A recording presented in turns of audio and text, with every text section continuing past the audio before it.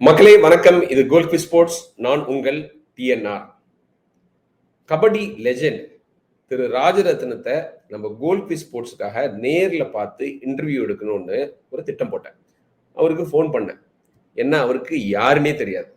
அறிமுகப்படுத்திக்கிட்டேன். இதுமாரி star sports தமிழில் kabaddi commentary பண்ணுறேன், உங்களை வந்து பார்க்கணுன்னு. உடனே வாங்க அப்படின்ட்டாரு. அவருடைய வீடு வந்து கன்னியாகுமரி மாவட்டத்தில் நாகர்கோவில் பக்கத்தில் இருக்கிற கணபதிபுரம் அப்படிங்கிற ஒரு சிறிய ஊர். நிறைய பேர் சொன்னாங்க, சார் ரொம்ப கோபக்காரரு, சட்டுன்னு கோபம் வந்துடும், பார்த்து நடந்துக்குங்க அப்படிலாம் சொன்னாங்க. கோபக்காரர் தான். அவர் வீட்டுக்கு போகிறதுக்கு ஒரு 20 நிமிஷம் லேட் ஆகிடுச்சு. 10 மணிக்கு வரேன்னு சொல்லியிருந்தேன், 10:20 ஆகிடுச்சு. ஏன்னா என்னை கூட்டிகிட்டு போன ஆட்டோக்காரர் இடம் தெரியாமல் அங்கேயும் போயிட்டு இருந்தார். என்னங்க நீங்கள் 10 மணிக்கு வரேன், லேட்டாக வரீங்க அப்படின்னாரு. ஏன்னா அவர் வந்து டயத்தை பர்ஃபெக்டாக கீப் பண்ணுறது. அது நியாயமானது தானே. ஒருத்தர் பார்க்க வரோம் அப்படின்னு ஒரு டயத்துக்கு சொன்னால் அந்த டயத்துக்கு நம்ம போயிடணும். அது முன்னாடி கூட போயிடணும். பட் சாரிலாம் கேட்டுக்கிட்டேன். ஆனால் அதுக்கப்புறம் அன்பு மழை பொழிஞ்சாருங்க. நான் ஒரு ஸ்ட்ரேஞ்சர். அதுக்கு முன்னாடி அவரை நான் பார்த்ததே கிடையாது. ஃபோனில் தான் பேசியிருக்கேன். நேரில் சந்திச்சிருந்தா நான் யார், நான் எப்படிப்பட்டவன், எப்படி பேசுவேன் அப்படிங்கலாம் தெரிஞ்சிருக்கோம். அவருக்கு எதுவுமே தெரியாது. ஆனால் எவ்வளோ அன்போடு ரிசீவ் பண்ணார் தெரியுமா? எவ்வளோ அன்போடு பார்த்துக்கிட்டார் தெரியுமா? எவ்வளோ பேசினார் தெரியுமா? அவருடைய வாழ்க்கையை வரலாற்று அப்படியே அணிவேராக நம்மளோட பகிர்ந்துக்கிட்டாரு. ஃபுல்லாக அந்த ஒரு 2-3 நாள் அவரை போய் நான் ரெகுலராக வீட்டில் பார்த்துக்கிட்டே இருந்தேன், தொந்தரவு பண்ணிக்கிட்டே இருந்தேன். எல்லாத்துக்கும் பொறுமையாக பதில் சொன்னார், விளக்குனார், கையை பிடிச்சி கபடி கற்றுக் கொடுத்தார். அப்புறம் வந்து டேக்கிள் பண்ணும்போது சும்மா கையை வைங்க, அவர் 2 கையை அப்படியே மேலே தான் வச்சார். என் கை மேலே, என் கையை நவுத்த கூட முடியல. இப்படிலாம் நான் டேக்கிள் பண்ணுவேன்னு சொன்னார். ஒரு லெஜெண்ட். இந்தியன் கபடி ஹிஸ்ட்ரியில் அவருக்கு ஒரு தனி சாப்டர் இருக்கு. ஆல் டைம் கிரேட்டஸ்ட் 7 எடுத்தால் கூட நிச்சயமாக அதில் ராஜரத்னம் இருப்பார். 2 முறை ஏஷியன் கேம் ஜெயிச்சிருக்காரு, கோல்டு மெடல் வின் பண்ணியிருக்காரு, அர்ஜுனா அவார்டு வாங்கியிருக்காரு. ராஜரத்னம் பேரை தெரியாதவங்களே கிடையாது. டைகர் ராஜரத்னம் சொல்லுவாங்க. ஆல்ரவுண்டர், ரைடும் பண்ணுவார், டிஃபெண்டும் பண்ணுவார், லீடர்ஷிப் குவாலிட்டிஸும் உள்ளவர். அப்படிப்பட்ட ஒரு பிளேயர் வந்து ஒரு புது மனிதன்கிட்ட இவ்வளோ அன்பாக இருக்க முடியுமா அப்படிங்கிற மாதிரி நடந்துக்கிட்டாரு. ஏன்னா ஸ்ட்ரேஞ்சர்ஸ் வீட்டுக்குள்ளே ரிசீவ் பண்ணி பேசுறதுங்கிறது கொஞ்சம் கடினமான காரியம். ஒரு பப்ளிக்கான இடத்துல, கிரவுண்டில் பார்க்கலாம், ஸ்டேடியத்தில் பார்க்கலாம், ஒரு ஹோட்டலில் பார்க்கலாம். பட் வந்து அவங்க வீட்டுக்கு இன்வைட் பண்ணி இந்த மாதிரி ஒரு ஹாஸ்பிட்டாலிட்டி காமிக்கிறதுலாம் எக்ஸ்ட்ரானரி. நான் திக்கு முக்காடி போயிட்டேன். அவர் மட்டும் இல்லை, அவருடைய மனைவி கிளாடிஸ்ன்னு, அவங்களும் ஒரு முன்னாள் கபடி வீராங்கனை, அத்லெட்டிக்ஸ்லாம் பண்ணியிருக்காங்க. அவங்களும் அவ்வளோ அஃபெக்ஷனேட்டாக இருந்தாங்க. நான் முதல் முறையாக அவங்க வீட்டுக்கு போகிற மாதிரியே இல்லை, பல வருஷ நண்பர்கள் மாதிரி பழகினாங்க. பல விஷயங்களை அவர் ஷேர் பண்ணிக்கிட்டார். அவருடைய ஃபோட்டோஸ்லாம் காமிச்சு எக்ஸ்பிளைன் பண்ணார். அதெல்லாம் நம்ம வீடியோ எடுத்திருக்கோம். அவருடைய கெரியரை அந்த ஃபோட்டோஸ் வழியாக எக்ஸ்பிளைன் பண்ணார். ரொம்ப ஃப்ராங்காக பேசினார், ஃப்ரீயாக பேசினார். அந்த ஒரு செமத்தியான கேரக்டர். அவர் வந்து அவ்வளோ இன்ட்ரெஸ்டிங் பாயிண்ட்ஸ்லாம் சொல்லியிருக்காரு. சாப்பாடு விஷயத்தில் பார்த்தீங்கன்னா, அவர் வந்து தினைக்கும் நான்வெஜ்ஜு தரமாக சாப்பிடுவார். நான் வெஜிடேரியன், அதனால நாளைக்கு நீங்கள் வீட்டில் சாப்பிட்ணும், ஒரு பதார்த்தம் கூட நான் வெஜிடேரியன் நாளைக்கு நாங்கள் சாப்பிட மாட்டோம்னு சொல்லி எனக்காக அற்புதமான விருந்து. பொரியல் என்ன, கூட்டு என்ன, ஏகப்பட்ட ஐட்டம், கல்யாண சமையல் மாதிரி, பாயசம் என்ன, கலக்கிட்டாங்க. அதுவும் வீட்டில் தங்கணும், வெளில போகாதீங்கன்றாங்க. எனக்கு அவருக்கு என்ன தொடர்பு? கபடி மட்டும்தானே. நான் ஒரு சாதாரண கமெண்டேட்டர், அவர் ஒரு லெஜெண்டு. இருந்தாலும் அந்த கபடி, அந்த ஸ்போர்ட் வந்து இருவரையும் இணைச்சிது. அப்புறம் அலத்தாங்கரை கபடி கிளப்புக்கு அவர் தான் கூப்பிட்டு போனார். அதை நடத்துகிற ரவிச்சந்திரன் என்னுடைய அக்கா பையன். அவர்கிட்ட போய் இன்ட்ரடியூஸ் பண்ணி அவரை என்னோட பேச சொன்னார். அதுக்கப்புறம் நம்ம தமிழ் தலைவாசில் கவரா விளையாண்ட அபிஷேக்கோட அப்பாவை மீட் பண்ணுறதுக்கு கூப்பிட்டு போனார். டீ கடை வச்சிருக்காரு அவர். தம்பி வா, சென்னையில் வந்திருக்காரு, போய் பாரு, வந்து பாரு அப்படின்னு சொன்னார். அப்புறம் வந்து அங்கே லெமியூர் பீச்னு ஒன்று இருக்குது. மணல்லாம் பால் மாதிரி இருக்குது, எந்த பொல்யூஷனும் இல்லாமல் அவ்வளோ சுத்தமாக இருக்குது. அந்த பீச்சுக்கு அழிச்சிட்டு போனார். அந்த கணபதிபுரத்தில் இருக்கிற இண்டியடுக்கெலாம் ஒரு புல்லட்லேயே கூப்பிட்டு போனார். அப்புறம் முட்டம்னு சொல்லிட்டு ஒரு பெரிய டூரிஸ்ட் ஸ்பாட் இருக்குது. அங்கே வந்து அதாவது அலைகள் ஓய்வதில்லை, கடலோர கவிதைகள், இந்த மாதிரி படம்லாம் பாரதி ராஜா எடுத்த அவருடைய ஃபேவரட் ஸ்பாட்டு. ஜேபிஆர் அவருடைய சொந்த ஊர். அங்கேயும் பியூட்டிஃபுல் பீச் இருக்குது, பெரிய பெரிய சர்ச்சஸ்லாம் இருக்குது. அங்கே வந்து அவரோட காரில் கூட்டிகிட்டு போய் அந்த ஊர்லாம் பற்றி சொன்னார். அவர் கையால் இளநி வெட்டி கொடுத்தாரு. இளநி கடைக்கு போய் இளநி எடுத்து நானே வெட்டி கொடுக்குறேன்னு சொல்லிட்டு ஒரு செவ்விளநி ஒரு பச்சை இளநி இவரே வெட்டி தேங்காயெல்லாம் எடுத்து கீரி கொடுத்தாருன்னா பார்த்துங்க. அப்புறம் ஊருக்கு கிளம்புறதுக்கு முன்னாடி 10 மாம்பழம் அவங்க வீட்லேயே காய்க்குது. ஊருக்கு நீங்கள் எடுத்துகிட்டு தான் போகணும்னு சொல்லிட்டு அற்புதமான சுவையுள்ள மாம்பழங்களை எடுத்து பேக் பண்ணி வச்சிட்டார். அதுவும் பத்தாதுன்னு 2 சிப்ஸ் பாக்கெட்டு, சிப்ஸ் ரொம்ப நல்லா இருக்கும், நீங்கள் எடுத்துகிட்டு போகணும் அப்படின்னு சொல்லிட்டு அதையும் கொடுத்தாரு. எல்லாத்த விட முக்கியம் என்னுடைய கபடி ஸ்டோரியை, தன்னோடைய கரியரை அப்படியே டீப்பாக விளக்கியிருக்காரு. முதல்ல வந்து அவருடைய ஹோம் டூரை உங்களுக்கு வந்து நான் வீடியோவாக கோல்ட் ஸ்போர்ட்ஸில் போடுறேன், பார்த்து என்ஜாய் பண்ணுங்கள். மக்களே வணக்கம். நான் இருக்கிற இடம் வந்து கன்னியாகுமரி மாவட்டத்தில் இருக்கிற கணபதிபுரங்கிற ஒரு சின்ன கிராமம். நான் யார் வீட்டுக்கு முன்னாடி நிற்கிறேன்னா, Arjuna award winner, Asian games gold medalist, 2 முறை ஏஷியன் கேம்ஸில் கோல்டு மெடல் வாங்கின கபடி வீரர் டைகர் ராஜரத்னம் அவர்களோட வீட்டுக்கு முன்னாடி நிற்கிறேன். ராஜரத்னம் அப்படின்னு சொல்ல முடியாது, டைகர் தான் சேர்த்து சொல்லணும். பொருத்தமாக அவங்க வீட்டு வாசலில் ஒரு டைகர் படம். வாங்க உள்ள போகலாம். அங்கே ரஜினி மாதிரி உட்காந்துருக்காரு பாருங்க. சார் சார் வணக்கம். வணக்கம். வணக்கம் சார். ரொம்ப மகிழ்ச்சியாக இருக்குது உங்களை நேராக சந்திக்கிறது. அதுவும் உங்கள் வீட்டு வரவேற்பறையில் உட்காந்து உங்களோட பேச போகிறோம், உங்கள் வீட்டை பார்க்க போகிறோம். வந்து நீங்கள் கபடியில் வந்து ஒரு லெஜெண்ட். கபடின்னு சொன்னால் திரு ராஜரத்னம்னு எல்லாரும் சொல்லுவாங்க, டைகர் ராஜரத்னம்னு சொல்லுவாங்க. சொல்லுங்கள் சார், உங்கள் வீட்டை பற்றி, அழகான வீட்டை பற்றி சொல்லுங்கள். இதில் உள்ள ஃபோட்டோஸ்லாம் பற்றி சொல்லுங்கள் கொஞ்சம். இது என்னுடைய பூர்வீக வீடு. அப்பா அம்மா என்னோட பிறந்தவங்க எல்லாம் இருந்து இன்றைக்கி அவங்கவுங்க ஒரு இதில் இருக்காங்க. நம்மளும் ஓடி ஆடி நம்ம அப்பா அம்மா இருந்த வீட்டிலே இருக்கணும்னு எனக்கு ஆசை. அதுக்காக இந்த ஊர்லேயே வந்து நான் இருக்கிறேன். வாங்க, இது இங்கே எப்படி சொல்லலாம், ஃபோட்டோஸ்ன்னா இந்த அங்கே பாருங்க. முதல்ல நீங்கள் ஃபர்ஸ்ட்டு உங்கள் அப்பா அம்மா ஃபோட்டோவை பார்க்கணும் சார். ஆமாம், ஏன்னா அவங்க உங்களோட லைஃப்பில் ஒரு முக்கியமான இடம் இல்லையா? ஆமாம். அப்பா அம்மாவை பற்றி சொல்லுங்களேன். இது எங்கள் அம்மா அப்பா ரொம்ப ஆடம்பரமாக பண்ண தெரியாட்டும் எப்படியோ ஒரு ஃபோட்டோ எடுக்கிற அளவுக்காக கொஞ்சம் அறிவு இருந்து எனக்கு. இல்லைன்னா அது அப்பா பேர் சார்? அப்பா பேர் சுப்பையா, அம்மா பேர் பொன்னம்மாள். ஓ. அப்பா அம்மா எல்லாம் இதே ஊர். அம்மா ஊர், அப்பா ஊர். அவங்க பிறந்தது கூட இந்த ஊர் தான்? ஆமாம் ஆமாம், கணபதிபுரம் தான். ஆமாம். ஓ. இந்த பின்னாடியே இருக்கு வீடு, அம்மா பிறந்த ஊர். ஓகே. இதெல்லாம் நீங்கள் தவழ்ந்து விளையாண்ட இடம், ஓடி பிடிச்சி விளையாண்ட இடம்? ஆமாம், பிறந்த இடமே இதுதான், பிறந்த வீடே இதுதான். அது ஒரு பெரிய குடுப்புன்னு இல்லையா சார்? நீங்கள் பிறந்த இடத்துலயே வாழுது. நிறைய பேர் வந்து சொந்த வீடு ஊரை விட்டு பிரிஞ்சு போய் அவங்க கொஞ்சம் ஒரு ஏக்கத்தோட இருப்பாங்க. அப்படி இல்லை, சொந்த வீட்டில் அதாவது கொஞ்சம் நான் வந்து ஊர் பாசம், அம்மா பாசம் இது கொஞ்சம் அதிகம்.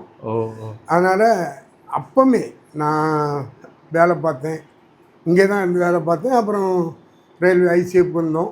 முடிஞ்ச உடனே இங்கே தான் வரணுங்கிற எங்கள் எண்ணம். இப்போவும் சென்னையில் பெரிய பிஸ்னஸ் எனக்கு இருந்த போகிறோமோ அந்த பிஸ்னஸை கொடுத்துட்டு நேராக ஊருக்கு தான் வந்து இங்கே தான் இருக்கேன். ஓகே. ஆமாம். ஃபோட்டோலாம் பார்க்கலாமா சார்? அவ்வளோ இருக்குது. சங்கர் தயாள் சர்மா கிட்ட ஏதோ அவார்டு வாங்குறீங்கன்னு சொல்ல முடியாது, அர்ஜுனா அவார்டு வாங்குறீங்க.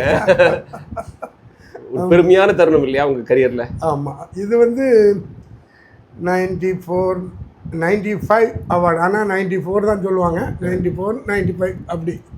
அந்த நேரம் நீங்கள் 2வது ஏஷியன் கேம்ஸ் கோல்டு அடிச்சதுக்கப்புறம்? ஆமாம். ஓ. மக்களே, சார் வந்து தொடர்ந்து 2 ஏஷியன் கேம்ஸில் கோல்டு மெடல் வின் பண்ணுவார். 90, 94. 94ல் கேப்டன், அந்த பெருமை உண்டு. 90ல் ஆக்சுவலாக கேப்டன் தான். எனக்கு அந்த சடனாக அங்கே வந்து நம்ம எப்படி சொல்ல, என்னால் வைஸ் கேப்டனாக இருந்தேன். சரி. நீ 90ல் நீங்கள் மட்டும் தான் தமிழரா சார் அந்த டீமில்? சவுத் இந்தியாவிலே நான் மட்டும்தான் 90ல். ஆமாம். 94ல் ஒரு என்னுடைய கேப்டன்ஷிப்பில் மட்டும்தான் சவுத் இந்தியாவிலேருந்து விளையாட்டு வீரர்கள் பங்கேற்க முடிஞ்சது. தவிர திரு பாஸ்கரன் அண்ட் கணேசன் வந்து தமிழ்நாட்டிலேருந்து ஆடினாங்க. கர்நாடகாவிலேருந்து மிஸ்டர் முனி வெங்கடப்பா அவர் இப்போ 4 பேரும் மெயின் 7ல இருந்தீங்களா? 4 பேரும் மெயின் சொல்லலாம்னு என்னுடைய கேப்டன்ஷிப்பில். அப்போ அந்த டீமில் வந்து 50%க்கு மேலே நம்ம சவுத் இந்தியன்ஸ் இருந்திருக்கிறோம். ஆமாம். அப்புறம் சார் அந்த ஃபோட்டோ எடுத்தது அது ரொம்ப அந்த கோட் சூட்டோட டையோட இருக்கிறது, அது அர்ஜுனா அவார்டு கோட்டு தான். இது வந்து எல்லா மெடலும் போட்டு என்னென்ன மெடல் இருக்கு? 2 ஏஷியன் கேம்ஸ் மெடல், அப்புறம் சாஃப்ட் கேம்ஸ் கோல்டு மெடல்ஸ்னா அது இருக்கு. ஓகே. அப்புறம் நிறைய அந்த என்ன சொல்லலாம், வெளியே அப்போல்லாம் அந்த பெருசாக இன்டர்நேஷ்னல் மேட்ச்னே ஆடுவோம். ஜப்பான் வரும், சைனா வரும், அதுக்கெல்லாம் நம்ம இப்போ இந்த மாதிரி ஒரு பப்ளிசிட்டி கிடையாது. எங்கள் அண்ணா நான் ஜப்பானோட ஆடிட்டு வந்தேன், அது ஆனால் வெளியே தெரியாது. அந்த மாதிரி இந்த இதெல்லாம் நிறையா ஓப்பன் மேட்சஸ். ஏஷியன் கேம்ஸ் ரொம்ப ப்ரெஸ்டீஜியஸ்ங்கிறதுனால அது எல்லாருமே ஞாபகம் வச்சு இப்போ சொல்லுவோம். நம்ம கண்டினியூவா national 3 time champion, national games, இந்த மாதிரி இதெல்லாம் அந்த medal, state championship, state winner, open all India match, கிட்டத்தட்ட நான் ஒரு 100 ஆல் இண்டியா மேட்ச் ஆடிருப்போம். அதில் ஒரு 50 ஜெயிச்சிருப்போம், 50 தோற்றுருப்போம். அதில் அங்கே உள்ள இந்த பெஸ்ட் பிளேயருங்கிறது இதெல்லாம் அப்போ இந்த ஒரு மெடலு இப்படியே. அப்போ அதில் முக்கியமாக உள்ள நிறைய மெடலை போட்டு யார் எடுத்தாங்கன்னா இந்த அவுட்ஸ்டாண்டிங் யங் இண்டியன் அவார்டுன்ட்டு இந்த நோட்ரி கிளப் சார்பாக ஒரு பண்ணாங்க. அவங்க வந்து அதில் ஸ்டேட்டில் நான் இது பண்ணி அவுட்ஸ்டாண்டிங் யங் சென்னையில் எடுத்ததா சார்? ஆமாம், யங் இண்டியன் அவார்டு எனக்கு கிடச்சிது. இதுக்கு முன்னாடி கவாஸ்கர் அவங்க இது பண்ணியிருக்காங்க, அப்புறம் நான் அப்படின்னு அவங்க சொல்லிட்டாங்க, எனக்கு அப்போ தெரியாது. அடுத்தது வந்து உங்களுடைய 2 டாட்டர்ஸுடைய ஆமாம் ஃபோட்டோ வித் தேர் ஹஸ்பண்ட்ஸ் இல்லையா? ஆமாம். இது மருமகன் வந்து ஒன்று என்னுடைய அக்கா பையன், சின்ன பொண்ணோட என் தங்கச்சி பையன், ஆல் இந்த ஃபேமிலி. அடுத்தது வந்து நீங்க முன்னாள் முதல்வர் ஜெயலலிதாவோட இருக்குது இல்லையா? ஆமாம், இது நம்ம குடும்பத்தோட அவங்களே சார் இந்த லைட்டை ஆஃப் பண்ணா தெரியும்னு நினைக்கிறாரு. 94 ஏஷியன் கேம்ஸ்ல ஜெயிச்சதுக்கு அப்புறம் இல்லையா? ஆமாம், இது 94.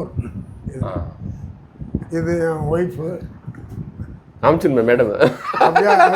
அது காமிக்கலன்னா அது எப்படி? அதானே, நம்ம ஒரு கபடி தான், அவங்க 3 டிகிரி வச்சிருக்காங்க ஸ்போர்ட்ஸ்லேயே. அவங்க கபடி பிளேயர் மட்டும் கிடையாது, triple university, 3 university representation, basket university, kabaddi university, athlete university. அவன் லாங் ஜம்ப் பிளேயர். கொஞ்ச நாள் இவங்க இருக்காரு தான் இந்த மதுரை யூனிவர்சிட்டி. ரொம்ப சிறப்பு சார். அதனால தான் நான் தனியாக வச்சிருக்கேன் உங்களுக்கு, மேடமோட தனியாக இன்டர்வியூ கேளுங்க. ஜெயலலிதா உங்களோட முன்னாள் முதல்வர் ஜெயலலிதாவோட இருக்கிறது வந்து நீங்க 94 ஏஷியன் கேம் ஜெயிச்சு. ஆமா. உங்களுடைய பெண்கள் அப்ப ஸ்கூல்ல படிச்சுட்டு இருந்தாங்க? ஆமா ஆமா, எல்லாம் ஐசிஎஃப் ஸ்கூல்ல படிச்சுட்டு இருந்தாங்க சார். அதுக்கப்புறம் என்ன ஜெயலலிதா அவங்க ஏதாவது பேசினாங்களா சார் அந்த சமயம் உங்களை? ஆமாம், அவங்க 94ல் வரும்போதே நீங்கள் 2 times Asian games gold medal அப்படின்னு கேட்டாங்க. 2வது இந்த விளையாட்டு வீரர்களுக்கெல்லாம் நான் அப்போவுமே அவங்கள்ட்ட கேட்டேன். இப்போ கலைஞர் வந்து எனக்கு வந்து 1990ல் கலைஞர் வந்து எனக்கு வீட்டு மனை கொடுத்தாங்க. 94 நான் ஏஷியன் கேம்ஸ் போயிட்டு வரும்போது இந்த அம்மாக்கிட்ட கேட்டேன், நாங்கள் அந்த அளவுக்கு வசதி உள்ளவங்க எல்லாம் கபடி விளையாடுறவங்க இல்லை, எங்களுக்கு வீடாக கொடுங்க அப்படின்னு. மனைக்கு பதிலாக வீடாக கொடுத்துருக்கு, வீடாக கொடுங்க அப்படின்னு கேட்டோம். அப்போ தான் அவங்க சொன்னாங்க, தனி வீடாக இல்லை, ஹெச்ஐஜி பிளாட்டில் கோயம்பேடில் சாஃப்ட் கேம்ஸ் வில்லேஜில் ஹை இன்கம் குரூப் வீடு வந்து கொடுக்க சொல்லி சொன்னாங்க. ஆனால் அவங்க கொடுக்க சொன்னாங்க, கிட்டே இருக்கவங்க கொடுக்க மனசு வராது பாருங்க. தமிழ்நாட்டில் இருக்கவங்களுக்கு நமக்கு இருந்தாலும் எங்கேயோ கொடுத்தாங்க, நாங்கள் அவங்க சொன்னதுக்கு மாறாக கொடுத்து இது பண்ணாங்க. நான் ஃபைட் பண்ணி எடுத்து கடைசியில் அண்ணா நகரில் ஒரு ஹெச்ஐஜி பிளாட் எனக்கு கிடச்சிது, பாஸ்கரனுக்கு கணேசனுக்கு. இதை நான் தான் அவங்கள்ட்ட கேட்டு முத ஜியோ ஆக்கினதே. இது மனையை வந்து வீடா? ஆமாம், மனை வந்து ஏற்கனவே இவங்க கிரிக்கெட் பிளேயர் ஸ்ரீகாந்த் இவங்களுக்கெல்லாம் கொடுக்கப்பட்டிருக்கு. கலைஞர்கள் தான் கொடுத்தாங்க அவருக்கு, இந்திரா நகர் பக்கம். அதுபோல் இல்லை ஸ்போர்ட்ஸில் எனக்கு தெரிஞ்ச இதில் அந்த மாதிரி அது மாதிரி இவங்க வந்து நீங்கள் சொன்ன உடனே ஒத்துக்கிட்ட உடனே நான் சொன்ன உடனே இது பண்ணாங்க. ஸ்போர்ட்ஸுக்கு ரொம்ப என்கரேஜ் பண்ணுவாங்க அவங்க. ஆமாம். அதில் வந்து நம்ம எந்த வகையிலையும் அவங்கள இதே குறைய சொல்ல முடியாது. ஏன்னா சாப் கேம்ஸ்க்கு அவ்வளோ ஸ்டேடியம் கட்டினாங்க. ஸ்போர்ட்ஸ்ன்னு இல்லை, அவங்க ஆர்டரே அவ்வளவு, அவங்க சொன்னாலே ஆர்டர் மாதிரி தான் இன்னைக்கு. அதுலேயே நமக்கு தராமல் இருந்த ஆஃபீஸர்ஸ்லாம் இருக்காங்க இல்லை. ஆனால் ரொம்ப ரொம்ப இன்ட்ரெஸ்டிங்காக அம்மா உடனே குடும்பத்தெல்லாம் வர வச்சு ஓகே அவங்க ரொம்ப இது பண்ணாங்க. அடுத்தது நீங்கள் வந்தாவா நீங்கள் ஒரு கோட் சூட்டில் இருக்கீங்க ஒய்ஃபோட. அடுத்தது ஆஹா கபடி சூப்பர் ஸ்டாரும் சினிமா சூப்பர் ஸ்டாரும் இருக்கீங்க. இந்த படம் எப்படி அவர் ரொம்ப இதுன்னா, அவங்க சூப்பர் ஸ்டார் யாருன்னு கேட்டால் சின்ன குழந்தைன்னு சொல்லுவேன்னு அந்த படம் ரிலீஸ். அப்போ என் பிள்ளைகள்லாம் ஸ்கூலில் ராஜா சின்ன ரோஜா நினைக்கிறேன். ஆமாம், அந்த அங்கே பார்க்கணும் உடனே பார்ப்பேன்னு சொல்லி அப்போ உடனே அவங்க சத்யநாராயண கான்டாக்ட் பண்ணி அவரை வீட்டுக்கே அவங்க வர வச்சு, சத்யநாராயண அவரோட பிஏ. ஆமாம், அவங்க வர வச்சு உடனே இப்போ பேசி காலையிலே வீட்டுக்கே வர வச்சு நான் போகும்போது குளிச்சுக்கிட்டு அவசர அவசரமாக வராங்க. வந்து வீட்டில் ரொம்ப அன்பாக நடந்துக்கிட்ட நிகழ்ச்சி. அவங்க இவங்க வைகோ அண்ணன், அவருக்கு ஸ்போர்ட்ஸில் ரொம்ப ஆர்வம் உண்டு இல்லை? அவர் ஏற்கனவே ஸ்போர்ட்ஸ் வாலிபால் பிளேயர். வைகோன்னாச்சு, நல்ல இன்ட்ரெஸ்ட் உள்ளவங்க. இவங்க எல்லாம் நான் ஏஷியாட் போயிட்டு வரும்போதே சவுத் இந்தியாவில் நம்ம ஒரே ஒரு கோல்டு மெடல் இந்தியாவுக்கு, அதுதான் முக்கியம். அதனால இந்தியாவில் இருக்கவங்க அவ்வளோ பேர் பார்வையும் எங்கள் மேலே பட்டு 1990 ஏஷியன் கேம்ஸ். ஆமாம், ஒரே ஒரு தங்க பதக்கம் தான் இந்தியாவுக்கே வந்து கபடி மூலமாக வந்தது. அதன் கபடி மூலியமாக வந்ததுனால தான் அன்னைக்கு கபடி வெளியே தெரிஞ்சு. 4ஓட 5ஓட 10ஓட வந்ததுன்னா இந்த என்ன சொல்லலாம், இந்த துடுப்பு இந்த இது மாதிரி உள்ளது வெளியே தெரியாத மாதிரி. ஆமாம் ஆமாம் ஆமாம், இது வெளியே தெரியாமலே போயிருக்கும். நல்ல பாயிண்ட் சார். அது நீங்கள் அதில் வாங்கின கோல்டுக்கு தான் அங்கே அந்த கருணாநிதி அவர்கள் கொடுக்குறாங்க. அந்த ஒரு கோல்டு மெடல் தான் இந்தியா கோல்டு மெடல் லிஸ்ட்டில் வந்தது. அதில் தான் எங்களுக்கு எப்போ அந்த இன்பம் இருக்குன்னா, அந்த இந்தியன் ஃப்ளாக் அந்த இடத்துல பறக்கும் போது தான் அந்த உணர முடியுமே தவிர மீது எவராலையும் அந்த உணர முடியாது. ரசிக்கலாம், விரும்பலாம், இந்தியன் டீம் தோற்றுது ஜெயித்துன்னு அந்த விக்டரி ஸ்டாண்டில் எத்தனையோ விளையாட்டு வீரர்கள் பதக்கம், அவங்களுக்கு மட்டும் அந்த உணர்வு இருக்கும். அந்த உணர்வு இருக்கிறவங்க, அந்த எண்ணம் இருக்கிறவங்க அவ்வளவு பேர் எண்ணத்துலேயும் நான் இருந்தேன் அன்னைக்கு. சிறப்பு சார். அதனால தான் இவங்கெல்லாம் நம்ம பார்க்குறதுலையோ அவங்க பார்க்குறதுலையோ கௌரவப்பட்டுக்கிட்டாங்க. சரி, அப்போதான் வந்து கருணாநிதி அவர்கள் 90 ஏஷியன் கேம்ஸுக்கு தான் உங்களுக்கு பாராட்டு சொல்கிறாரு இல்லையா?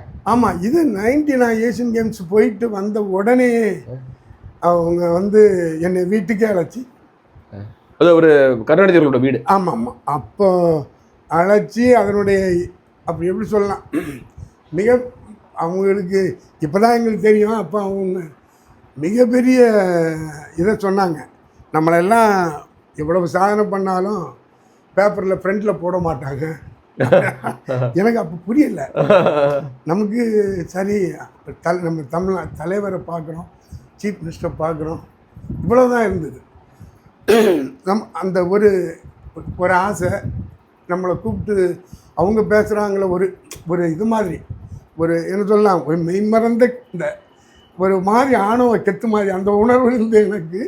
அதை தவிர வேறு எதுவுமே எனக்கு தெரியாது. அப்போ தெரியாது மீன்ஸ் நமக்கு பாலிடிக்ஸ்லாம் இல்லை. ஆனால் வந்து நீங்கள் தலைவர்களோட பயப்படாமல் மனசோடலாம் பேசுவீங்க. அதெல்லாம் ஆமாம், ஏன்னா எனக்கு அவங்க என்ன சொல்லலாம், எதையும் அவங்க யார்கிட்ட இருந்து எதிர்பார்க்க மாட்டேன். என் மென்டாலிட்டி. அதனால் நான் அது இதுலேருந்தே அப்படி தான். எனக்கு என்ன தோணுதோ சொல்லுவேன். எனக்கு விளையாடும் போதும் இது இப்போ இந்த பாயிண்ட் நமக்கு வேணுமா வேண்டாமா, வேணும், இது பண்ணி தான் ஆகணும், பண்ணணும், என் மனசு நினச்சா அது செய்ய பார்ப்பேன். அதில் சக்ஸஸ் ஆனதுனால நான் வந்தது, சக்ஸஸ் ஆனதுனால நான் கீழே பேர் பண்ணா இருக்கும். அல்ல, உங்களோட ஸ்பெஷாலிட்டியே அதுதான் சார். நீங்கள் உங்கள் பர்சனாலிட்டியில் ரொம்ப முக்கியம் மனசில் உள்ளதை பட்டுன்னு பேசுறது. நான் அதை வந்து கண்டுபிடிச்சிட்டேன் ஈஸியாக.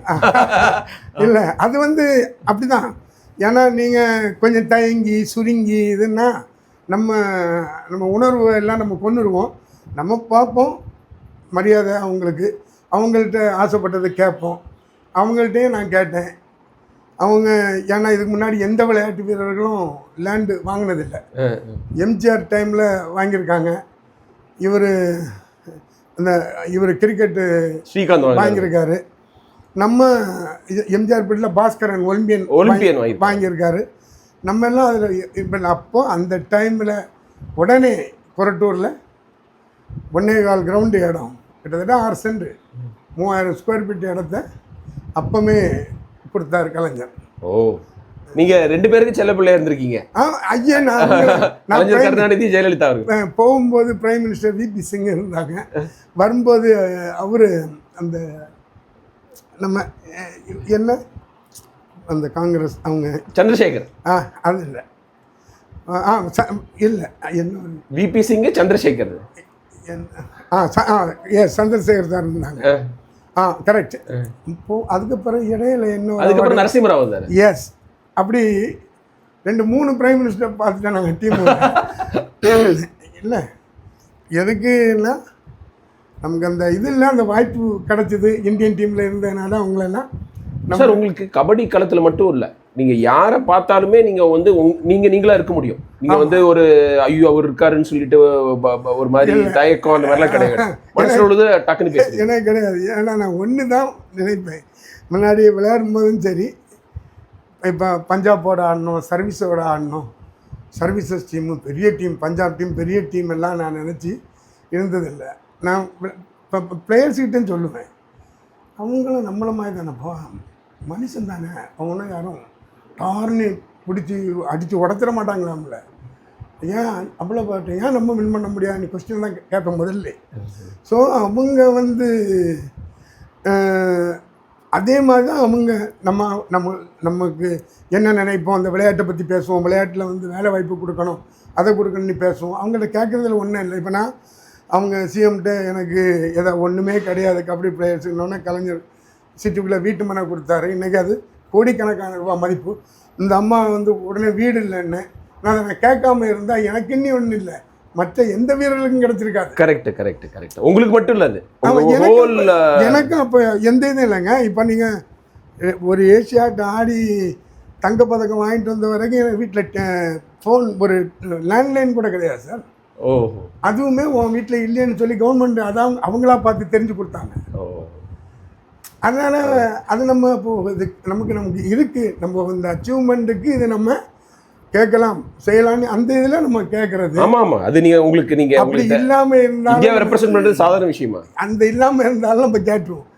ஏன்னா அவங்க வந்து இந்த மாதிரிலாம் மற்றவங்க கேமுக்கு பண்ணியிருக்காங்களே பண்ணுவாங்களே, நமக்கு ஏன் பண்ணக்கூடாதுல நம்ம கேட்போம், நம்ம கீழே உள்ளவங்களுக்கு. ஆமாம், நீங்கள் கேட்குறது உங்களுக்கு மட்டும் இல்லை, உங்களுக்கு பின்னாடி வர எல்லாருக்குமே அது வந்து. ஆமாம், இப்போ கிரிக்கெட்டுன்னா ஓரளவு அவங்களுக்கும் தெரியும். மற்ற கேம் அடுத்தால் நம்ம ஹாக்கி, நம்ம கேம் இந்தியன் கேம், அது வந்து அவங்க ஆடி சைன் பண்ணி ஒலிம்பிக்கெல்லாம் வின் பண்ணும்போது இவ்வளோ விளம்பரம் ஒன்றும் கிடையாது. கரெக்ட். அடுத்தப்பல் நாங்கள் ஆடி இப்படி பண்ணும்போது நமக்கு எந்த கின்சர் ஒன்றும் கிடையாது. நீங்களே நினச்சி பாருங்கள், இன்றைக்கி வந்து ஒவ்வொரு இன்டர்நேஷ்னல் பிளேயரும் ஒன்றே இல்லாட்டு அட்லீஸ்ட் இந்த ரம்மி 11 இது பார் இந்த இது என்னெல்லாம் ஆட் போடுறாங்க. ஆமாம், விளம்பரம். நாங்கள் போகும்போது அட்லீஸ்ட் அழுக்காகி கபடி ஆடி லைவ் ஆய்வு போட்டு குழின்னு சொல்லி கூட ஒரு விளம்பரத்துக்கு ஆனால் நீங்கள் தான் சார் உங்கள் ஸ்போர்ட்டுக்கு நீங்கள் தான் விளம்பரம். அதாவது எந்த ஒரு நம்ம இப்போ இன்னைக்கு கிரிக்கெட் பிளேயர் அப்பத்திலேருந்து இப்போ வரைக்கும் நீங்கள் 1950 விளையாடின கிரிக்கெட் மேட்சை கூட இப்போ போடுறாங்க.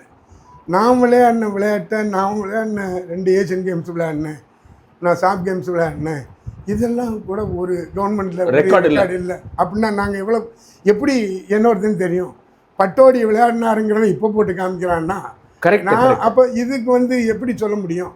இதை வந்து நான் இதை தான் சொல்லுவேன். மேபி ஒருவேளை அந்த கவர்மெண்ட்டில் நம்ம ரெக்கார்டு இப்படி ஏசியாட்டில் போனோம், அந்த ரெக்கார்டு இந்தியன் கவர்மெண்ட்டில் இருக்கும் நினைக்கிறீங்களா? எனக்கு தெரியாது. இது வரைக்கும் எந்த உண்மை நானே வந்து உங்களை பற்றி பழைய வீடியோலாம் பார்க்கணுன்னா எங்கே போய் பார்க்குறேன்? இல்லை, இதே ஸ்போர்ட்ஸ் இப்போ ஸ்போர்ட்ஸ் அத்தாரிட்டி ஆஃப் இந்தியா இருக்குங்க. இந்த ஒலிம்பிக்கில் கோல்டு, ஏஷியன் கேம்ஸில் கோல்டு, காமன்வெல்த்தில் கோல்டு, பேல்ட்ரி ஓப்பன் இது சாம்பியன்ஷிப்பில் கோல்டு மெடல் எடுக்கிறாங்க. இல்லை அந்த இது இருக்குது, அந்த ரெக்கார்டு அவங்கள்ட்ட இருக்கணும்ல? இருக்கு. அப்போ இருந்தால் அப்போ யார் ரெக்கார்டு அங்கே இருக்கணும் எல்லா ஸ்போர்ட்டையும். அப்படி இருந்திருந்தால் இந்த டிடி தூர்தர்ஷனில் இதில் இந்த மாதிரி விளையாட்டு நேரத்தில் அந்த கேம் சாம்பியன்ஷிப் அதை போட்டு ஒளிபரப்பு பண்ணணும் இல்லை? ஆமாம். அதாவது சார் நீங்கள் எப்படி விளையாண்டீங்கன்னு அடுத்த ஜெனரேஷனுக்கு வந்து தெரியாது.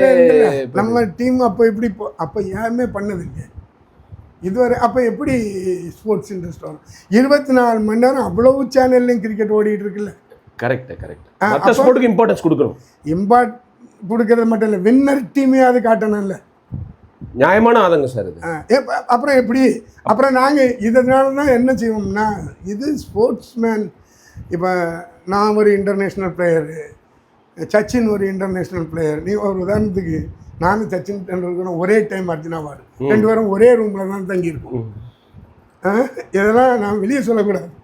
அவன் போனோடனே அண்ணான்ட்டான், எஸ் தம்பி இரு, காலைல நான் தான் இருந்துச்சு, காலைல பார்ப்போம் அர்ஜுனாவோட பார்ப்போம்ன்ட்டு அவனை கூப்பிட்டு போனேன். அவர் இப்படி ஆடாப்பெல்லாம் என் கண்ணுக்கு தெரியல. ஒரு தம்பி, ஏன்னா எனக்கு 30 வயசு, அவனுக்கு 20 வயசு. அவன் அர்ஜுனா அவார்டு வாங்க வரும்போது கரெக்ட் கரெக்ட். எனக்கு 34 வயசு. 15 வயசு ஒரு பையன் எப்படி இருப்பான்? நான் அவனை ஸ்கூல் ஸ்டூடெண்ட் மாதிரி தான் நினச்சிக்கிட்டேன். அப்படி தான் வந்தான், அர்ஜுனா அவார்டு வாங்கினான். ஆனால் அது எப்போ பெருமை? இப்போ சச்சின் வந்து நானும் சச்சினும் ஒன்றா அவார்டு வாங்கும்போது சச்சினை வச்சு எனக்கு பெருமை. Correct correct. அப்படி இருக்குல்ல. அன்னைக்கு நான் அந்த இடத்துல இருக்கும்போது நான் தான் அங்கே பெரிய ஆள் அப்படிங்கிற ஒன்று, வா தம்பி அப்படின்ட்டு நான் போனேன். உண்மைங்க. இப்போ அவங்ககிட்ட நம்ம மறுபடி அப்படி அதான் அந்த ஸ்போர்ட்ஸ் மறுபடி அந்த கான்டாக்ட் இல்லை. ஒரு வேளை இருந்தால் நல்லா பண்ணியிருப்பாப்புல. சரி, நல்ல டைப், நல்ல அவர் வாங்கின அந்த செக்கு கூட என்கிட்ட. அப்போ 50,000 ரூபா செக். ஒரு அர்ஜுனா அவார்டு வாங்கினா அந்த சமயத்தில் 50,000 ரூபா கேஷ் சென்ட்ரல் கவர்மெண்ட் நம்ம கொடுக்குறது, பிரசிடெண்ட் நம்ம கையில் கொடுக்குறது. அதை கூட கையில் கொடுத்துட்டாப்புல. நம்ம அது இது உங்கள் செக் இல்லை அப்படின்ட்டு நான் போயிட்டேன். ஏன்னா அது அவங்களுக்கு மணி இல்லை, எனக்கு பெரிய கபடி வீரர்கள் அப்போ பணமே கிடையாது. ஏங்க நான் 50,000 ரூபா வாங்கும்போது 1200 ரூபா என் சம்பளம். நீங்கள் சரி சார். அப்புறம் சிவந்தி ஆதித்தனோட இருக்கிறீங்க, அது ரொம்ப முக்கியமான போட்டோ. அவங்க வந்து ஒலிம்பிக் அசோசியேஷன் பிரசிடெண்ட் சிவந்தி ஆதித்தன். 2வது நான் என்னுடைய அந்த விளையாட்டின் ஆரம்ப இதில் சன் பேப்பர் மில்லில் விளையாடினவன். கவர்மெண்ட் அவருடைய கிளப் அது. சன் பேப்பர் அவருடைய கம்பெனி. சன் பேப்பர் மில்லுங்கிறது ஆதித்தனார் கம்பெனி. அது சின்னவர் அதை பார்த்துக்கிட்டாங்க. சன் பேப்பர் மில் பெரியவங்க ராமச்சந்திராயத்தை, மாலை முரசு, மற்ற பொறுப்பு இதை பார்த்துக்கிட்டாங்க. அவங்க வந்து ஒலிம்பிக் அசோசியேஷன் பிரசிடெண்ட்டு, ஸ்போர்ட்ஸ் ரொம்ப இன்ட்ரெஸ்ட் உள்ளவங்க. தன்னுடைய கம்பெனியில் வாலிபால், கபடி, அத்லெட்டு, எனக்கு தெரிஞ்சு இந்த ஒர்க்கேட்ஸுக்குள்ள டக்கப்போர், இதை வந்து பெரிய நேஷ்னல் அளவில் வச்சுருந்தாங்க டீம் எல்லாம். அப்போவுமே எங்களுக்கு 2,500 ரூபா 3,000 ரூபா சம்பளம். கவர்மெண்ட்டில் 1000 ரூபா இருக்கும்போது அந்த மாதிரி கொடுத்து சாப்பாடெல்லாம் போட்டு. ரொம்ப ஆர்வமாக இருப்பாரா நீங்கள் கபடி மேட்ச்லாம்? ஆமாம், என் மேட்ச்சை நிறையா பார்த்துருக்காங்க. ஏஷியன் சாம்பியன்ஸ் உட்காந்தே பார்த்துருக்காங்க, ஓப்பன் மேட்ச் பார்த்துருக்காங்க நிறையா. அப்போவுமே எதையாவது ஒன்று சாப்பிட்டுங்கன்ட்டு கையில் சும்மா கொடுப்பான். சும்மா கொடுக்கதே 500 ரூபாய் இருக்கும். ஆமாம், சும்மா. அப்போ ஒரு மாதம் சம்பளம் அப்படிங்கிற மாதிரி நான் அது ஒரு உடனே அதை பிளேயர்ஸ் எல்லாம் இப்படி ஒரு பெரிய உற்சாகத்தை அவர் கொடுப்பார். எனக்கு அர்ஜுனா அவார்டு கிடைச்சது, எனக்கு ஃபோன் கிடையாது, இந்த வேறு எந்த ஒரு தொடர்பும் கிடையாது.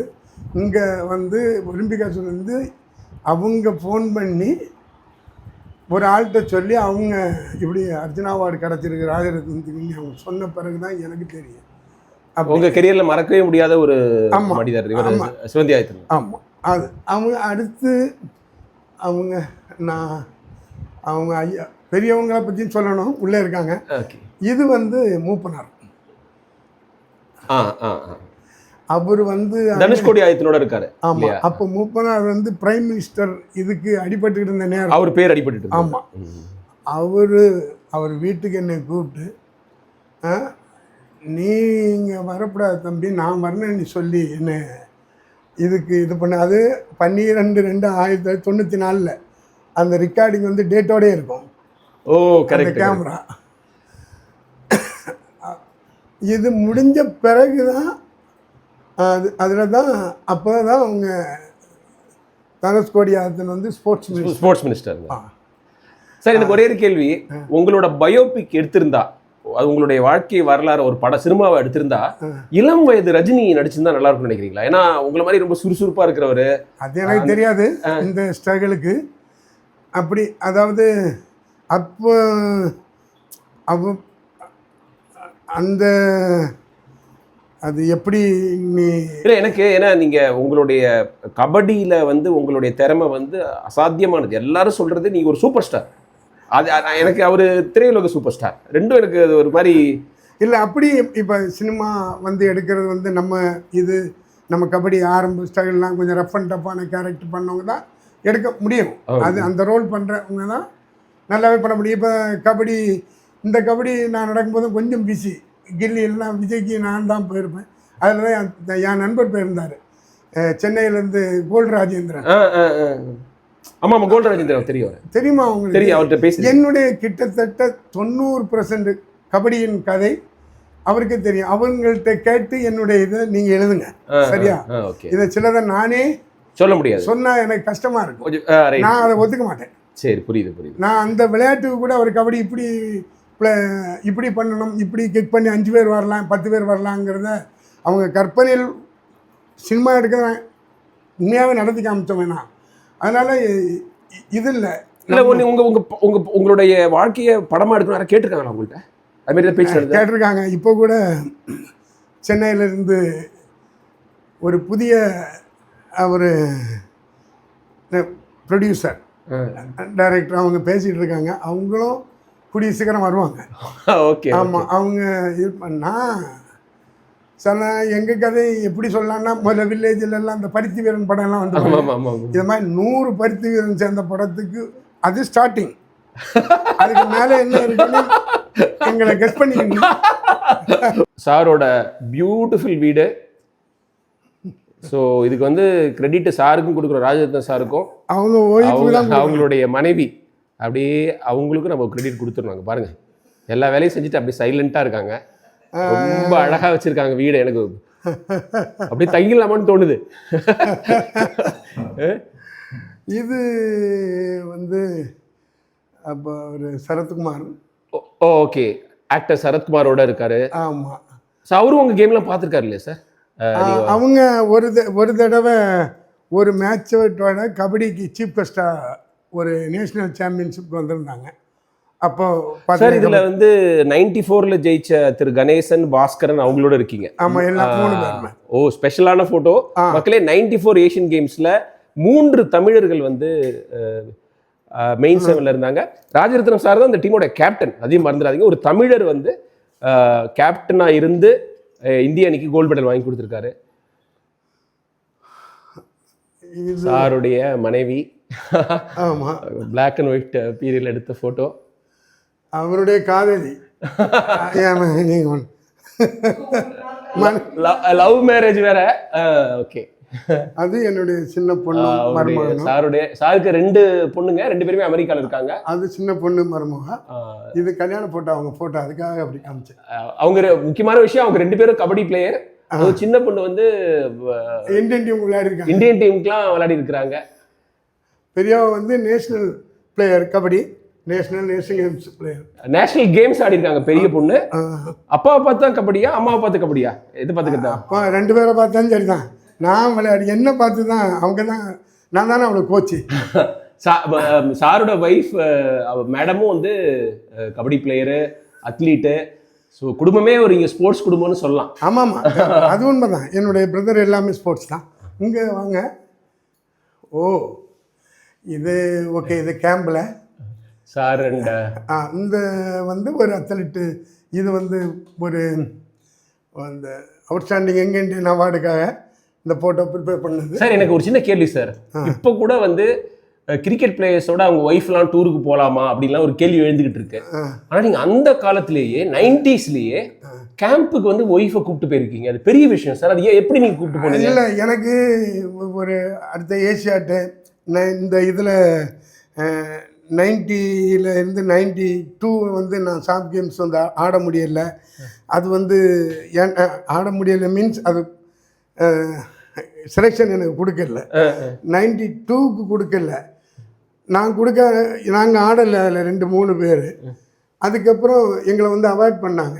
94 மறுபடியும் எங்களை கூப்பிட்டு இந்தியன் டீம் தோற்றதுனால பாகிஸ்தான்கிட்ட சாஃப்ட் கேம்ஸ் பங்களாதேஷ் தோற்றதுனால மறுபடியும் எங்களை கூப்பிட்டு நாங்கள் மறுபடியும் ஜெயிக்க. அப்போ நான் வந்து மேக்ஸிமம் ஒரு கேம்பு ஒரு 2 மாதம் 3 மாதம் கேம்ப் இருந்தால் பக்கத்தில் இருக்கவங்கெல்லாம் வீக்லி பக்கத்தில் உடனே கிளம்பி வருவாங்க, இல்லை காரில் போயிடுவாங்க. ஃப்ரெண்ட் நமக்கு அந்த வசதியெல்லாம் இல்லை.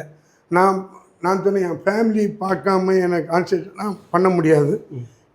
என் ஃபேமிலி எனக்கிட்டே இருக்கணும். எனக்கு அந்த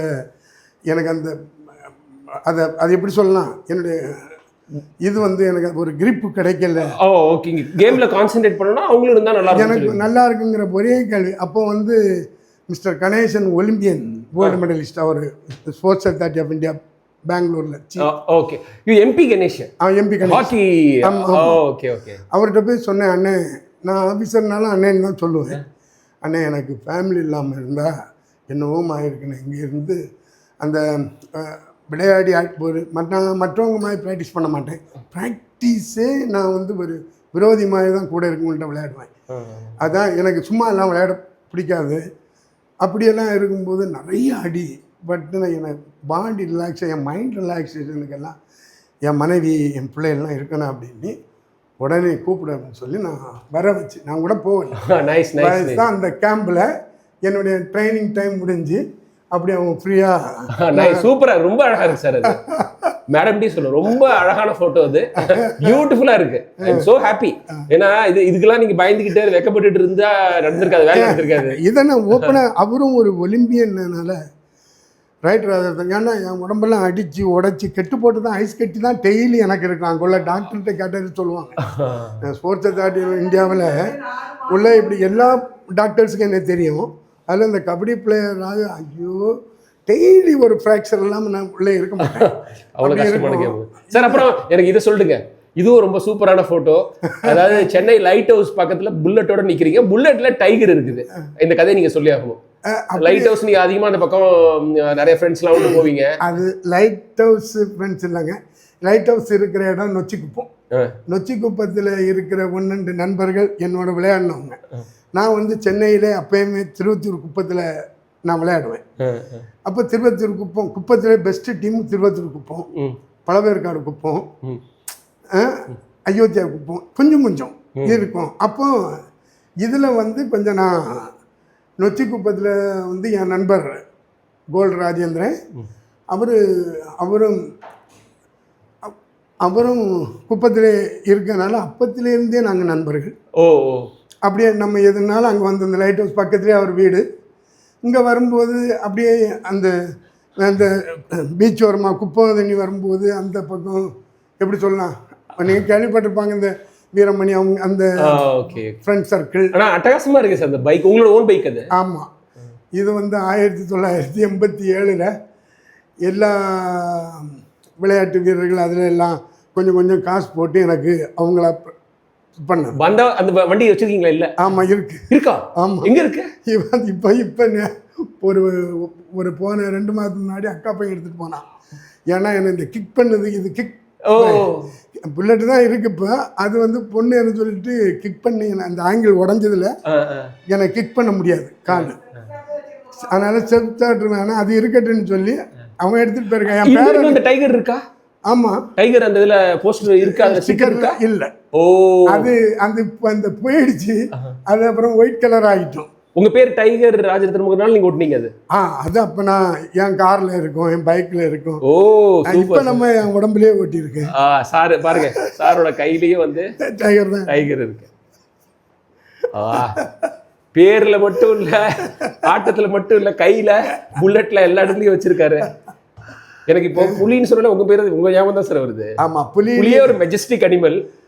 இப்போ வந்து உங்களோட பேரும் தான் சேர்ந்து ஞாபகம் வருது.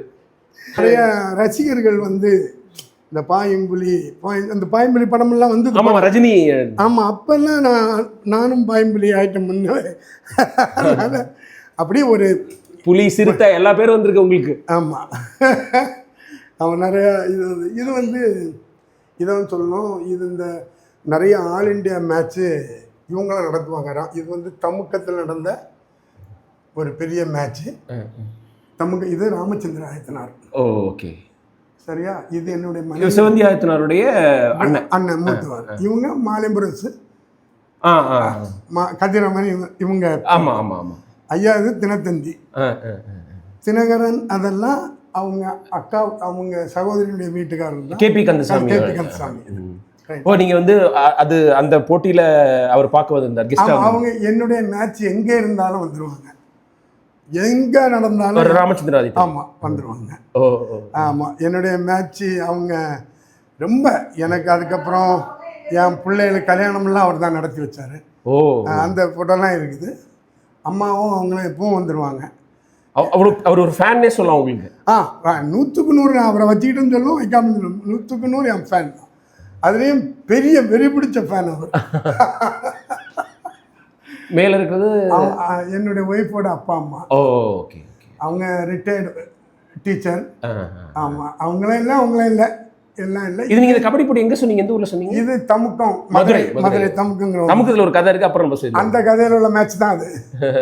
சரியா? அப்போ அங்கதான் தமுக்கத்தில் விளையாடும் போது உங்க மனைவியை சந்திச்சீங்க. ஆமா, எதிர்கால சந்திச்சதெல்லாம் இல்லை, அங்க ஃபிக்ஸ் பண்ணிட்டோம். இது வந்து என்னுடைய அக்கா தான். ஓகே, இது மேல வீடு. வாங்க, அந்த அக்கா பையன் தான் இந்த பையன். ஓகே. சரியா? உங்களுடைய முதல் மருமகள். இது எல்லா போட்டோவும் நாங்கள் இப்போ நாங்கள் சார் வந்து உங்களுக்கு 2 பேரும் பொண்ணுங்க, ஒரு இன்னொரு பையன் வேணும் அப்படின்னு யோசிச்சிருக்கீங்களா? ஏன்னா இங்க கபடி விளையாண்டா உங்களுடைய என் பையனை, எனக்கு நீ ஒரு பையனோட என் பொண்ணு 2 பேருமே நிறைய அச்சீவ்மெண்ட் பண்ணாங்க கபடி. அவங்களுக்கு கபடி ஆடிட்டாங்க. அவன் இந்தியன் அவுட்ஸ்டாண்டிங் பிளேயருங்க. அது யாருனாலும் சொல்லுவாங்க. இப்போ அவ படித்த காலேஜில் போய் யூனிவர்சிட்டியில் போய் கேட்டால் அவ கதையே சொல்லுவாங்க, ரெக்கார்டு. அதனால் நம்ம வந்து அவங்க பேர், பெரியவங்க பேர், அவன் பேர் நிவேதா, சின்னவன் பேர் ஜீவிதா. ஜீவிதா. அப்படி அப்போ நல்லாவும் படிப்பாங்க இல்லையா? 2 பேரும் நல்லாவே படிப்பாங்க. அவன் யூனிவர்சிட்டி டாப்பர். அதனால் இந்த காலேஜுக்கு போகிறாங்க, படிக்க போகிறாங்க, படிக்க போகிறாங்க, விளையாட்டுலாம் முடியாதுன்னு சொல்கிறதெல்லாம் போய் இந்த 5 வருடம் இன்ஜினியரிங் காலேஜ் அவங்க முடித்து வெளியே வர்றதுக்கு முன்னாடி அவங்க போன மொத்த நாளே 100 அல்ல 150 நாள் தான் காலேஜுக்கு இருக்கும். இதெல்லாம் ஸ்போர்ட்ஸ் தான். ஆனாலும் அவங்க டாப்பர். கரெக்டாக சொன்னீங்க. அதாவது விளையாண்டா நல்லா படிக்க முடியுங்கிறது உண்மை. அதுக்காக ஐயோ என் பிள்ளை படிப்பு கெட்டு போகும், நான் விளையாடலாம் விட மாட்டேன்னு சொன்னால் அது அவங்கள கெடுக்கிறதா அர்த்தம். நான் ஒத்துக்கிட்டு அது உதாரணம் நம்ம பிள்ளைகளை. உண்மை சார், உண்மை. நான் வந்து விளையாட்டுல எல்லாம் அவங்க வேலை வாங்கியிருந்தா நான் 18 வயசுலேயே அவங்கள வேலைக்கு, எனக்கு நான் இருந்த இதில் நானே அப்பாயின்மெண்ட் போடலாங்கிற உள்ளவன். கரெக்ட். அப்படி இருந்து நான் பிள்ளைகளுக்கு படித்து வேலைக்கு போனல, படித்தே வேலைக்கு போனாங்க. மகிழ்ச்சி சார். அதாவது புலிக்கு பிறந்தது பூனை ஆகுமா? ஆகவே இல்லைங்க. நான் சம்பாதித்தது எனக்கு பிரசிடெண்ட்டு பார்த்து அந்த கோட்டாவில், அவுட்ஸ்டாண்டிங் ஸ்போர்ட்ஸ்மேன் கோட்டாவில் உடனே சாங்ஷன் பண்ண பெட்ரோல் பங்கு மாதம் 5 லட்ச ரூபா 6 லட்ச ரூபா வருமானம். அதையே வேண்டாம், நீங்கள் சாப்பிடுங்க, நாங்கள் உழைச்சி சாப்பிடுன்னு போயிட்டாங்க. அப்படி நான் முதல்ல அவங்களுக்கு என்னென்னா, பொதுவாக நாங்கள் கொஞ்சம் மனசளவுக்கு யாரும் நம்ம இருந்ததே என்ன நமக்கு உண்டோ அதுக்கு கீழே தான் பெருசாக நினச்சி வாழ்ந்துப்போம். நாங்கள் அதுக்கு மேலே நினச்சி வாழவே மாட்டேன்.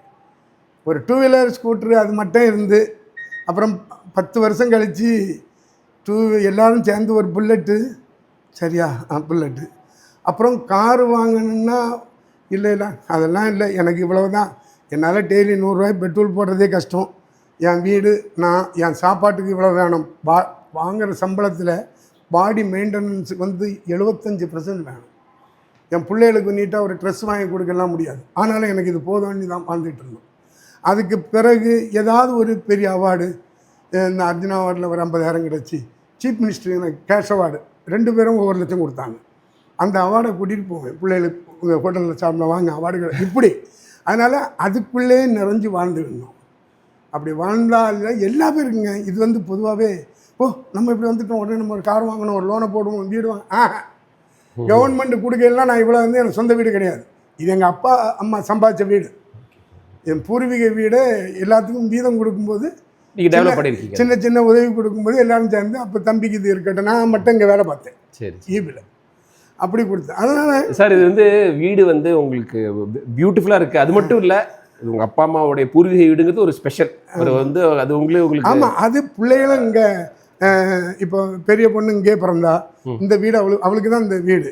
அதனால் அவளே இது பண்ணி அம்மா இங்கே அம்மா இருந்தது, பிள்ளை பிறந்தது, அதனால் இவளும் இந்த வீடை ரொம்ப விரும்புவாள். அதனால் அது ஒவ்வொன்று இந்த பொடிய வீடை பார்த்தோம், அந்த போர்ஷன் கம்ப்ளீட்டாக எடுத்துக்கிட்டு அதில் வச்சு ஒரு இன்ச்சு கூட அகலப்படுத்தவும் இல்லை, ஒன்றும் இல்லை, அப்படியே வச்சு அப்படியே கட்டி. எனக்கு வந்து இப்போ நீங்கள் ஒரு கபடியில் கலக்கி ஒரு சாம்பியனாக ஒரு லெஜெண்டாக இருந்தீங்க.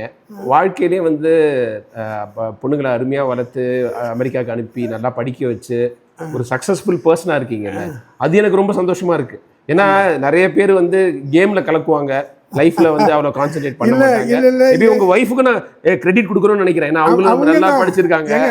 நான் அதாவது லவ் பண்ண ரீசனு நம்ம வெறும் 10ஆம் கிளாஸ் படிச்சுக்கிட்டு தமிழ் மீடியத்தில் இதை விட்டா ஒன்று ஹலோ அபாரின்னா நான் நாளைக்கு வந்து நேற்றுக்கு வந்து சொல்லுவேன். இப்படி ஒரு இதில் இருக்கும்போது பின்ன நான் சென்னையிலே இருந்ததுனால ஓரளவு கொஞ்சம் இந்த கிராமத்தோட கொஞ்சம் அட்வான்ஸாக நான் புரிஞ்சுக்குவேன். அதனால நம்ம அப்படி இப்படி ஆவோன்னு தப்பிட்டோம். அவ்வா இல்லாட்டி ஒரு லெட்ரு கூட போட்டு சார் இங்கேருந்து முன்னாடி நம்ம ஒரு ஃபோனோ கீனோ கிடையாது, ஏதாவது அதிகமாக போனால் டெலகிராம் தான் அடிக்கணும். ஸோ உங்கள் லைஃப்பில் உங்களுடைய பங்கு வந்து உங்கள் கெரியர் அது சொல்ல முடியும். அது ஒரு தனியாக 2 மணி நேரம் பேசணும். 24 வயசு 25 வயசு வரை எங்கள் அம்மா எனக்கு கம்ப்ளீட்டாக, 25 வயசு வரை இன்னைக்கு வரைக்கும் இவா, இதுதான் பங்கு. அதுக்கு மேலே சார் இது கம்பேரிசன்லாம் கிடையாது. புரியுது. I can totally understand.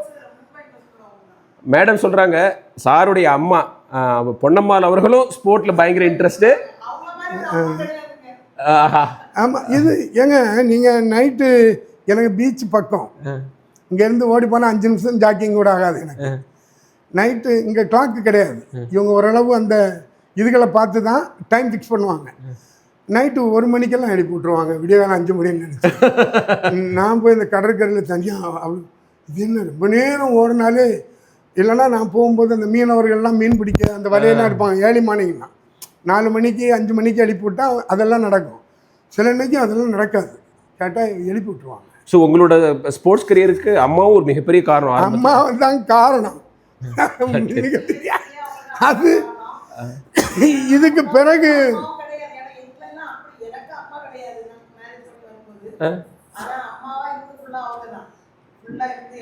Madam கிட்ட மைக் இல்லை, நான் சொல்கிறேன். மேடம் சாரை கல்யாணம் பண்ணும்போது அவங்க அம்மா இல்லை, ஸோ வந்து மாமியார் தான் அம்மா மாதிரி இருந்து அவங்கள கைட் பண்ணியிருக்கிறாங்க. ஸோ அதையும் வந்து அவங்க சொல்கிறாங்க, நாளைக்கு மைக் போட்டு பேசுவோம் மேடம் சார். அப்புறம் ஃபைனலாக ஒரே ஒரு கேள்வி, நம்ம வந்து இப்போ கிரவுண்டுக்கு போனோம், சூப்பராக சமைப்பீங்க. ஆமாம், டாக்கிள் பண்றது, டேஷ் பண்றது, பாயிண்ட் அடிக்கிறது, அது மட்டும் இல்ல நல்லா சமைப்பீங்க. ஏன்னா டைனிங் டேபிள் பார்த்தோன்னே ஞாபகம் வந்துருச்சு. இல்லை அது மட்டும் இல்லை சார், நீங்கள் நான் இந்தியன் ரயில்வே போனால் எங்களுக்கு கேம்ப் இருக்கும். இப்போ மைசூர் ஒரு கேம்பு, கல்கட்டா ஒரு கேம்பு, டெல்லி ஒரு கேம்பு, பாம்பே ஒரு கேம்பு. அப்போ எல்லாரும் அந்த ஏட் இருக்குல்ல, அதில் ஒரு ஏசி கம்பார்ட்மெண்ட் கொடுத்துருவாங்க. அப்போ எனக்கு அந்த ஏரியா போய் பாத்திரம் பண்ணெல்லாம் வாடகைக்கு வாங்கிக்குவோம். வாங்கிட்டு வந்து வெஜிடபிள்லாம் சாம்பார், எல்லா காய்கறியும் போட்டு சூப்பராக சாம்பார் வச்சுருவோம். அதுக்கு தொட்டுக்கை முட்டை வச்சுருவோம். ஏன்னா நம்ம எண்ணி சாப்பிட்டாங்கணும் எனக்கு அங்கே. அப்போது சமையல்காரங்கள்லாம் கூப்பிட்டு போக முடியாது, அவங்களுக்கு சம்பளம் எல்லாம் கொடுக்க முடியாது, நாங்களே. அப்போ நான் அது மாஸ்டர். அப்பயே நீங்கள் உங்களுக்கு இன்ட்ரெஸ்ட் வந்துருச்சு?